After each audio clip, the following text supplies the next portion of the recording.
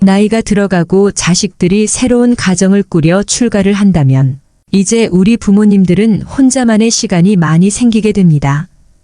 자식들과 함께 살 때는 그래도 자식들이 챙겨주기도 하고 아픈데 없냐고 관심도 가져주었지만 이제는 나를 그렇게 챙겨주는 사람이 없게 됩니다.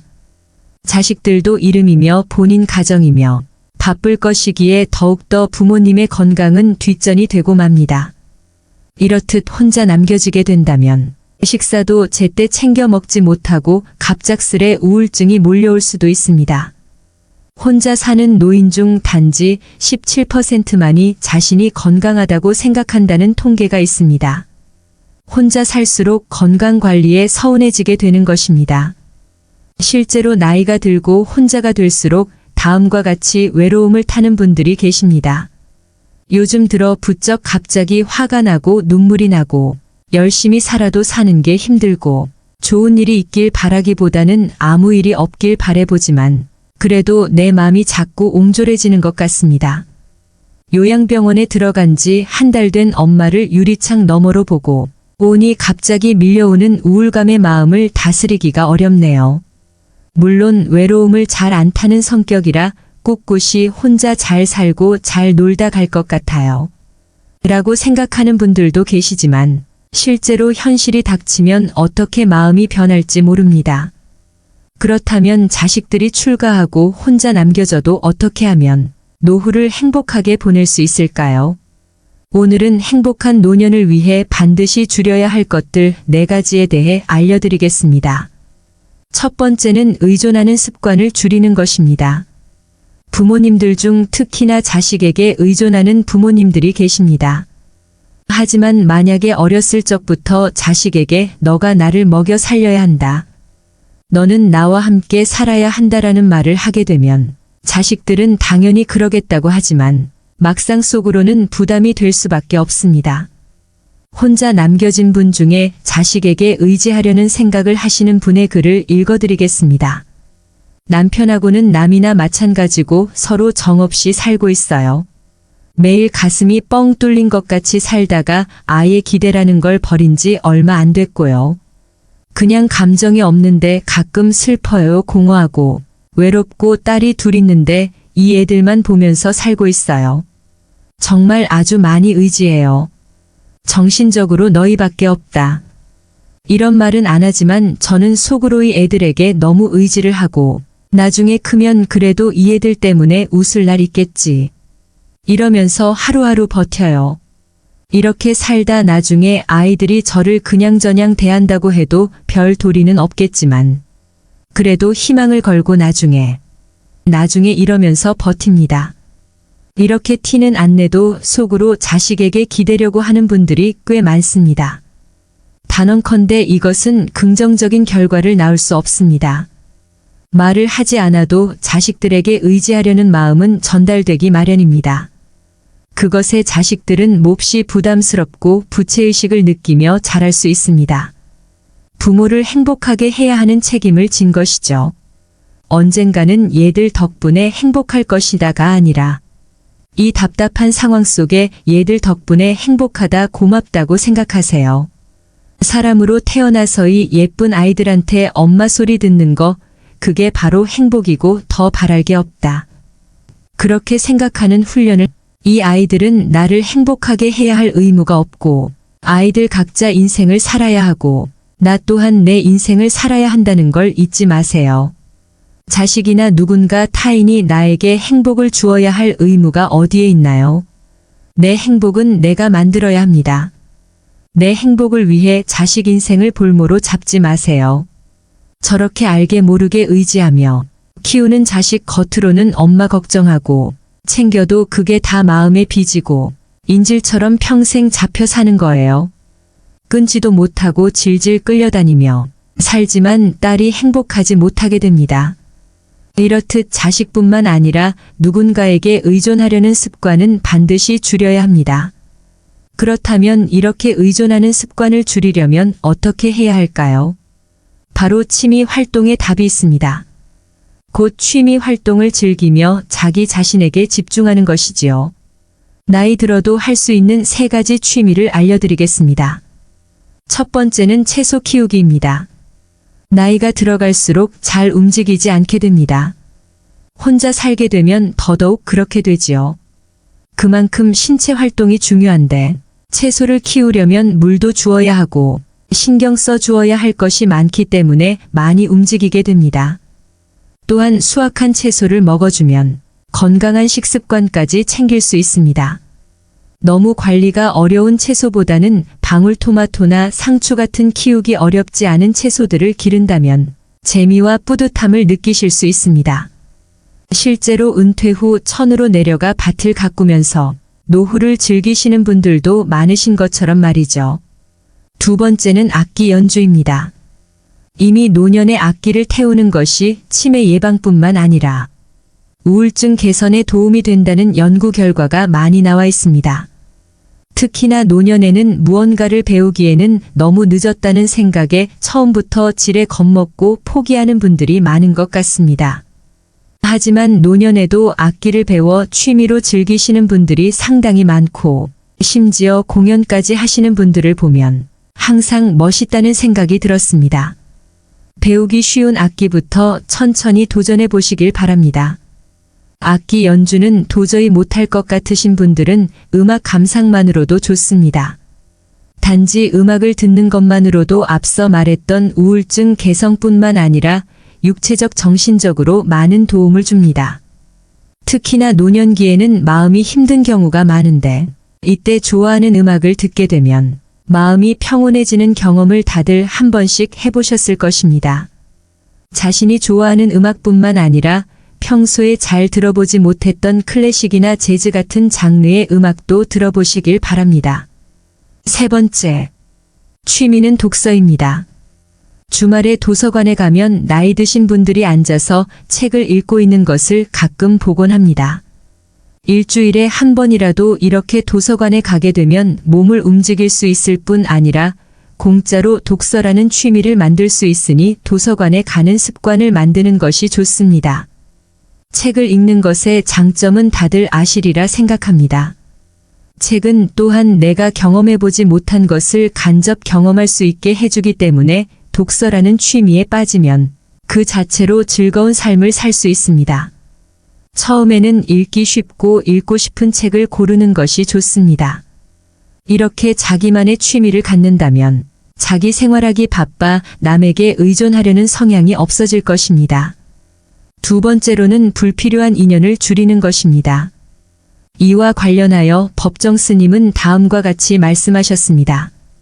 함부로 인연을 맺지 마라. 진정한 인연과 스쳐가는 인연은 구분해서 인연을 맺어야 한다. 진정한 인연이라면 최선을 다해서 좋은 인연을 맺도록 노력하고 스쳐가는 인연이라면 무심코 지나쳐 버려야 한다. 그것을 구분하지 못하고 만나는 모든 사람들과 헤프게 인연을 맺어 넣으면 쓸만한 인연을 만나지 못하는 대신에 어설픈 인연만 만나게 되어 그들에 의해 삶이 침해되는 고통을 받아야 된다. 인연을 맺음에 너무 헤퍼서는 안 된다. 옷깃을 한번 스치는 사람들까지 인연을 맺으려고 하는 것은 불필요한 소모적인 일이다. 수많은 사람들과 접촉하고 살아가고 있는 우리지만 인간적인 필요에서 접촉하며 살아가는 사람들은 주위의 몇몇 사람들에 불과하고 그들만이라도 진실한 인연을 맺어 넣으면 좋은 삶을 마련하는 데는 부족함이 없다. 진실은 진실된 사람에게만 투자해야 한다. 그래야 그것이 좋은 결실을 맺는다. 아무에게나 진실을 투자하는 것은 위험한 일이다. 특히나 나이가 들어 나와 별로 안 맞는 사람과 인연을 맺게 되면 스트레스가 심해질 확률이 높습니다. 나보다 나이가 어리든 많든 일단 내가 가진 정보가 아무것도 없는 사람하고는 처음에 존댓말을 쓰며 확실한 거리를 두는 것이 좋습니다. 아니다 싶은 느낌이 들면 무조건 일말의 여지도 없이 칼같이 손절하는 것이 현명합니다. 상대방이 나한테 선의를 베푼다 해도 받은 만큼만 되돌려줘야 하며 내가 받은 그 이상 돌려줘도 괜찮은 사람은 진정으로 감사를 안 한 사람들한테만 하는 것이 좋습니다. 남을 이용만 하려는 사람, 그저 받기만 하려는 사람, 감사할 줄 모르는 사람들과는 거리를 두어야 합니다. 나이가 들어갈수록 그냥 아는 사람 100명보다 나를 잘 알아주는 사람 1명이 더 귀합니다. 남을 도와줄 때도 마찬가지입니다. 호의를 베풀었을 때 나를 호구 취급하는 사람과는 특히나 칼같이 연을 끊어야 합니다. 젊었을 때 이런 일을 당하면 그래도 시간이 있어 회복할 수 있지만 나이가 들면 회복력이 떨어져 죽을 때까지 상처를 안고 살아야 할 수 있습니다. 어릴 적 은인이라고 생각했던 인연조차도 결국 내 인생을 좀 먹는 사람이었다는 걸 죽기 전에야 깨닫는 사람들도 있습니다. 그러니 판단을 잘해야 합니다. 자기 자신이 우선입니다. 나를 힘들게 하는 인연을 내가 외롭다는 이유로 곁에 두는 것은 좋지 않습니다. 세 번째는 앉아있는 시간을 줄이는 것입니다. 통계에 따르면 하루에 남성은 평균 8시간, 여성은 평균 7.8시간 동안 앉아서 생활하는 것으로 나타났습니다. 특히나 사무실 안에서 근무하셨던 직장인 분들이라면 앉는 것이 하루 대부분의 시간이었을 것입니다. 심지어 이렇게 오래 앉아 있는 것은 흡연보다 건강에 안 좋다는 말도 있기 때문에 우리는 더더욱 자식 생활에서 벗어나야 합니다. 사실 자식들과 같이 살 때는 억지로라도 몸을 움직이게 되는 경우가 많습니다. 하지만 자식들이 나가고 혼자 살게 된다면 여기에다 내가 움직이는 취미를 갖고 있지 않다면 그냥 앉아서 TV를 보는 시간이 하루 일과 중 대부분을 차지할 것입니다. 오래 앉아 있는 것은 소화기관에도 안 좋을 뿐만 아니라 관절에도 좋지 않을 수 있습니다. 운동을 매일 하는 것이 좋지만 운동을 안 해본 분들이라면 운동하는 것 자체가 매우 어려울 것입니다. 이럴 때는 앉아 있는 시간을 줄이는 것 먼저 시도해 보면 좋습니다. TV를 보다가 중간에는 꼭 일어나서 5분씩이라도 제자리 걷기나 스트레칭을 해주는 것은 큰 도움이 됩니다. 기회가 된다면 밖에 나가서 걷는 것도 좋습니다. 노년에게 최고의 운동입니다. 관절 다칠 일도 없고 그렇게 힘든 운동이 아니기 때문입니다. 만약에 날이 너무 춥거나 비가 와서 나가기 싫다면 집에서 제자리 걸음을 하는 것만으로 건강에 큰 도움이 됩니다. 이렇듯 걷기는 혈관 기능을 개선해주고 비만을 예방할 수 있게 해줍니다. 특히나 관절염이 생겼을 때 계속 좌식 생활을 하면 더 악화가 되기 때문에 좌식 생활에서 멀어져야 합니다. 무릎 아픈 상태에서 바닥에서 일어나려면 통증이 심하고 바닥을 손으로 짚고 일어나야 하기 때문입니다. 또한 장시간 앉아 있는다는 것은 그만큼 운동하는 시간이 적었다는 것과 같습니다. 젊어서 일할 때는 특히나 운동 시간을 따로 빼기가 쉽지 않았을 것입니다. 앉아 있는 시간이 길면 그만큼 칼로리 소모가 적게 되어 쉽게 비만이 될 확률이 높아집니다. 이렇게 자식 생활은 단점이 훨씬 많습니다. 그리고 이미 안 좋아진 후에 바꾸려면 쉽지 않습니다. 아프기 전에는 신경 안 쓰다가 아프고 나서 후회하는 분들이 많습니다. 하지만 이미 아프기 시작하면 그것을 고치기란 여간 쉬운 것이 아닙니다. 아프지 않더라도 미리미리 예방하는 습관은 반드시 지켜주는 것이 좋습니다. 마지막 네 번째는 식사량을 줄이는 것입니다. 나이가 들수록 우울증이 밀려와 한 번에 폭식을 하는 분들을 TV에서 종종 보게 됩니다. 사실 배고파서 먹는다기보다는 마음이 허해서 먹는 경우도 참 많은 것 같습니다. 하지만 이럴 때일수록 더욱더 식사량과 식단에 주의를 기울여 주어야 합니다. 사실 과식이라는 게 한번 습관이 되면 그것을 고치기가 참 힘들어지게 됩니다. 또한 과식을 하고 나면 하루 종일 소화가 안 되고 부대끼는 느낌으로 지내게 되는 경우도 많습니다. 나이가 들수록 소화기관도 안 좋아질 수 있는데 여기에다 과식까지 하는 것은 정말 좋지 않은 습관입니다. 또한 나이가 들어 과식을 하게 되면 기억력이 감퇴되어 치매가 올 수도 있습니다. 미국 신경정신의 대학 교수 요나스 게다 박사의 연구에 따르면 하루 음식 섭취량에 따른 기억력 테스트를 실시한 결과 음식 섭취량이 많은 그룹이 적게 먹는 그룹에 비해 기억력 손상이 2배 이상 높은 것으로 발표했습니다. 과식은 기억력에 악영향을 끼칠 뿐만 아니라 배탈이나 구토 등 소화기관 당뇨 협심증 등 각종 성인병의 원인이 되기도 합니다. 그렇다면 과식을 멈추기 위해 어떤 노력을 할 수 있을까요? 첫째는 천천히 먹는 것입니다. 식사를 하고 나서 포만감은 보통 20분 정도는 지나야 느껴진다고 합니다. 하지만 10분 만에 이미 함께 양을 먹었다면 포만감이 안 생겨 한 그릇을 더 먹게 되는 것입니다. 그러니 음식의 맛을 최대한 느끼면서 천천히 꼭꼭 씹어 먹는 습관이 필요합니다. 두 번째는 하루 1리터 이상의 물을 마셔주는 것이 좋습니다. 하지만 물을 너무 많이 마시면 심혈관에 머무르는 혈액량이 증가해 혈관 압력이 높아지고 이에 따라 수분이 비교적 압력이 낮은 폐와 뇌로 이동해 부종이 생길 수 있기 때문에 신체 활동이 특히나 적은 노인은 수분 섭취에 주의가 필요합니다. 세 번째는 육류나 튀김 소금과 설탕 섭취를 주의하는 것입니다. 아예 먹지 말라는 것이 아닙니다. 이런 것을 못 먹게 되면 오히려 스트레스만 더 쌓일 것입니다. 맛있는 것을 먹는 것도 인생의 행복한 낙이기 때문에 먹는 것이 오히려 좋습니다. 하지만 매일 먹지는 말라는 것입니다. 육류나 튀김 등의 포화 지방산과 트랜스 지방이 많이 함유된 음식을 먹으면 중성 지방과 몸에 나쁜 콜레스테롤이 증가하게 됩니다. 각종 혈관 질환의 위험성이 높아지기 때문에 조금은 줄여주는 것이 필요합니다. 소금과 설탕 또한 마찬가지입니다. 이 두 가지는 음식을 만들 때 필수적인 조미료이고 어렸을 적부터 우리 입맛이 여기에 길들여져 있기 때문에 완전히 끊기는 어렵습니다. 그리고 적당량의 소금은 오히려 건강에 좋습니다. 단 너무 과하고 자극적이게 음식을 먹게 되면 여러 질병이 동시에 발생하는 대사증후군이 생길 위험이 높아집니다. 젊을 때는 상관없을 수 있으나 나이가 들어가는데 간을 세게 먹는 습관을 고치지 못하면 나이 들어 건강에 치명적일 수 있습니다. 다시 한번 말씀드리지만 아예 먹지 말라는 것이 아닙니다. 평소보다 조금 줄이려는 노력만으로도 여러분의 건강이 많이 개선될 것입니다.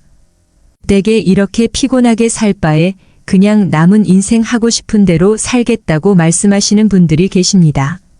하지만 살고 싶은 대로 사는 것도 건강할 때나 가능한 이야기입니다.